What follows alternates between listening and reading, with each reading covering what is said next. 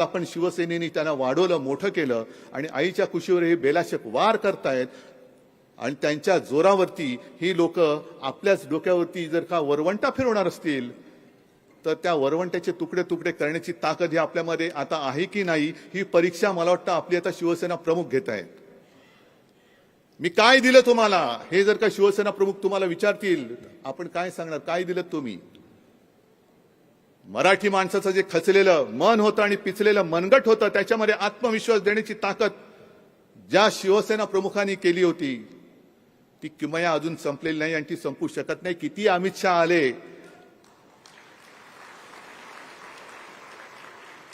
एक चहावाला म्हणे पंतप्रधान झाला. अरे आम्ही पाठिंबा दिला होता त्याला, पण चहावाला पंतप्रधान झाल्यानंतर चहावरती जीएसटी लावणारा पंतप्रधान हा कुठला पंतप्रधान? मी हे तुम्हाला का सांगतोय की निवडणुकीच्या वेळेला सगळ्या गोष्टी सांगता नाही येणार तुम्हाला. प्रचार सुरू होईल धूमधडाक्यात, कधी आता निवडणूक येईल. एक तर पहिली गोष्ट अशी की या सगळ्या गोष्टी निवडणूक आयोगाला मी जाहीर सांगतो की या चुका सुधारावा, नाही तर निवडणूक होऊ द्यायची की नाही हे आम्हाला सगळ्यांना मिळून ठरवावं लागेल.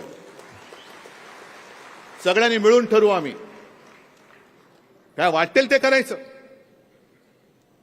म्हणजे भारतीय जनता पक्ष जगातला सगळ्यात मोठा पक्ष कसला?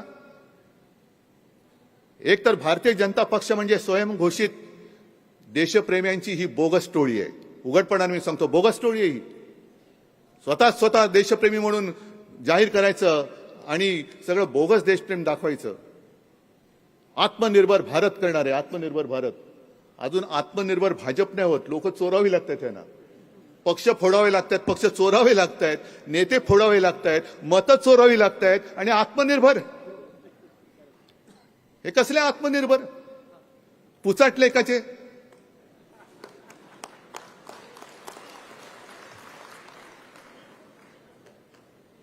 यांचा राग काय येतो?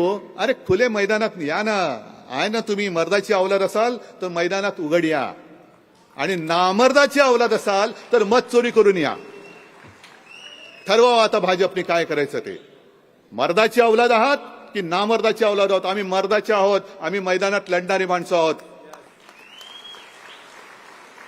तुम्ही नामर्दाची अवलाद आहात म्हणून तुम्हाला पक्ष फोडावे लागतायत, नेते चोरावे लागतायत, मतं चोरी करावी लागते आहे. आपण आधी जे आपल्याला वाटत होतं आणि ते आहेच, अजूनही तो संशय गेलेला नाही. ईव्हीएम मध्ये जी काय गडबड करतात तो संशय अजूनही आपला गेलेला नाही. त्या संशयाचं उत्तर मिळायचं आहे